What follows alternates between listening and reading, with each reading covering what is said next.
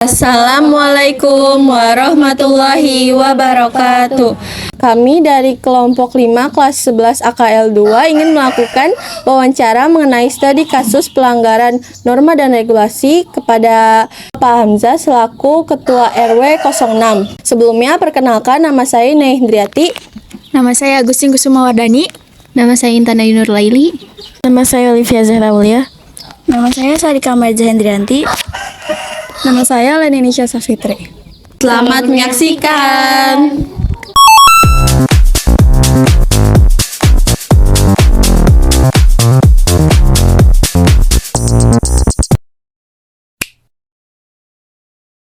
Assalamualaikum warahmatullahi wabarakatuh.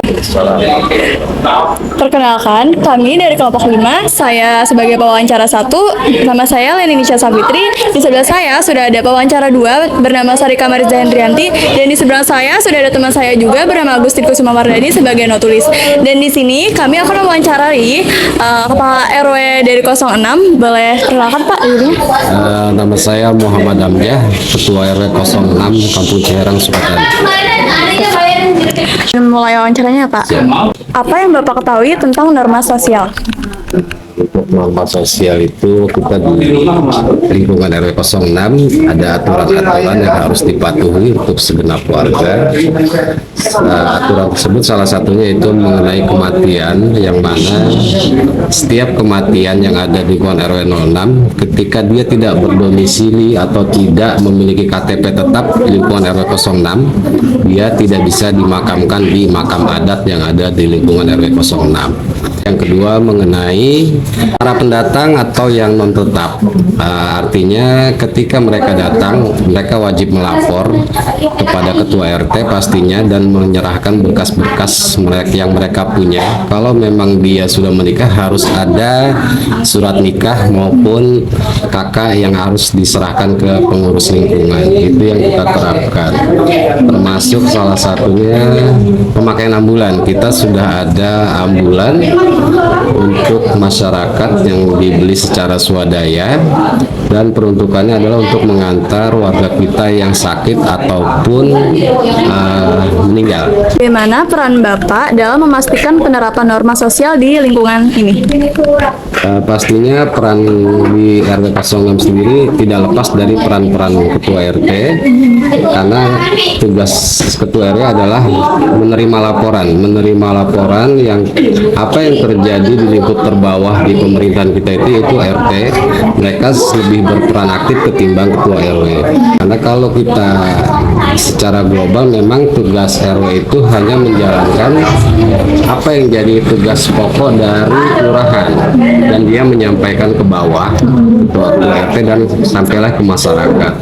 Jadi secara tidak langsung saya tidak mengetahui permasalahan kalau tidak ada laporan dari RT ataupun dari warga di lingkup RT di RT 1 sampai dengan RT 06. Apakah terdapat program atau inisiatif tertentu yang dijalankan oleh Bapak untuk meningkatkan pemahaman atau penerapan warga terhadap norma sosial?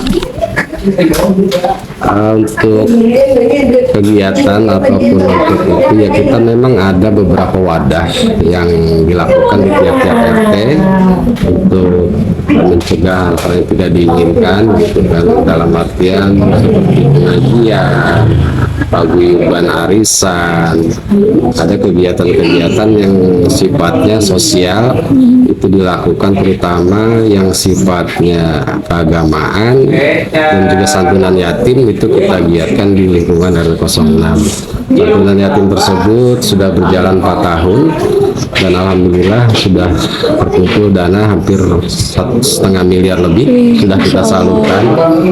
Insya Allah akan terus dijalankan. Apakah masih banyak nih Pak masyarakat yang nggak bersikap sesuai norma di lingkungan ini? Masih banyak. Artinya ada pendatang misalkan tidak melapor. Jadi ketika ada musibah, nah kita tracing itu rada-rada susah nih. Ketika dia ada yang meninggal ataupun ada yang sakit. Nah kan kita tidak punya data mereka. Nah tiba-tiba datanglah info, Pak, warga Sia mati loh, warga yang mana gitu. Karena mereka ada dasarnya memang ketika datang ke lingkungan RW 06 ataupun RT yang bersangkutan, dia tidak melapor. Nah itu yang mungkin ada di tiap-tiap RT, dan secara keseluruhan seperti itu kendalanya mengenai warga pendatang yang ketika datang tidak melapor. Apakah di lingkungan ini masih banyak remaja yang suka melanggar norma? Kalau misalnya iya, contohnya mereka berbuat apa aja, Pak? Sejauh ini sih sepanjang kepemimpinan saya belum saya temukan. Artinya tidak ada hal-hal yang mengarah ke kriminal maupun hal-hal negatif, karena kita mengarahkan di struktur kepengurusan Karang Tarunanya untuk menjalankan hal-hal yang positif untuk kegiatan-kegiatan keagamaan maupun kegiatan 17-an, ya kita selalu melibatkan remaja sehingga mereka terarah. Apa langkah-langkah yang telah Bapak lakukan untuk mencegah dan mengatasi kenakalan remaja di wilayah ini? Ya seperti tadi, artinya mengarahkan untuk kegiatan-kegiatan yang positif, seperti pengajian remaja, terus perkumpulan Karang Taruna, mengadakan event-event itu yang akan kita arahkan ke depannya. Dan santunan yatim itu salah satunya yang berperan adalah remaja yang ada di lingkungan RW 06. Pertanyaan selanjutnya akan dilanjutkan oleh pewawancara kedua, yaitu Sarika Marzanendra. Baik Pak, izin melanjutkan pertanyaan. Bagaimana Bapak menghadapi tantangan dalam mengintegrasikan norma sosial tradisional dengan perkembangan budaya dan teknologi yang sudah berkembang di lingkungan ini? Sejauh ini sih untuk hal seperti itu belum kita lakukan. Karena biasanya untuk remaja itu wadahnya ada di kelurahan yang menyediakan pelatihan-pelatihan khusus untuk remaja maupun Karang Taruna. Tapi sejauh ini untuk kegiatan IO ataupun apa biasanya berperan aktif adalah Karang Taruna. Jadi kalau untuk pelatihan dan lain-lain belum kita lakukan. Bagaimana Bapak menangani situasi di norma sosial dapat menjadi alat untuk mendiskriminasi sebagian warga? Ya banyak sih memang dalam hal keputusan di lingkungan itu ada pro dan kontra. Nah ketika apa yang kita ambil, kita putuskan itu belum tentu diterima oleh semua orang gitu pastinya. Terutama gini, contohnya kita mengajukan perbaikan jalan yang ada di lingkungan RW 06 misalkan. Ketika kita tentukan di titik yang ini, pasti ada warga yang ketika titik tersebut tidak terakomodir, nah mereka menyerang nih biasanya. Nah hal-hal seperti itulah harus kita kasih pemahaman bahwasannya ini nggak bisa sekaligus, karena mengenai anggaran terutama biasanya APBD itu kan terbatas. Artinya tahun ini mungkin di lingkungan RT 03, tahun besok di lingkungan RT 04, tahun berikutnya di RT 05. Hal seperti itulah yang harus kita berikan pemahaman kepada masyarakat. Bagaimana Bapak mengukur efektivitas norma sosial yang ada di area-area yang mungkin memerlukan penyesuaian atau inovasi baru? Oh gitu. Ya untuk tolak ukurnya adalah dari remaja sebetulnya. Ketika remajanya itu sudah mau berbuat untuk lingkungan, baik dari administrasi, terus kegiatan-kegiatan, nah itu menjadi tolak ukur kita tuh di lingkungan. Jadi kembali kalau bicaranya lingkup seperti itu ya remaja lah, karena saya lebih konsen ke remaja karena mereka adalah pewaris, artinya mereka yang akan meneruskan perjuangan yang ada di lingkungan kita. Apakah Bapak dapat berupaya untuk melibatkan aktif warga dalam pembuatan atau evaluasi norma sosial, dan bagaimana respon warga terhadap partisipasi tersebut?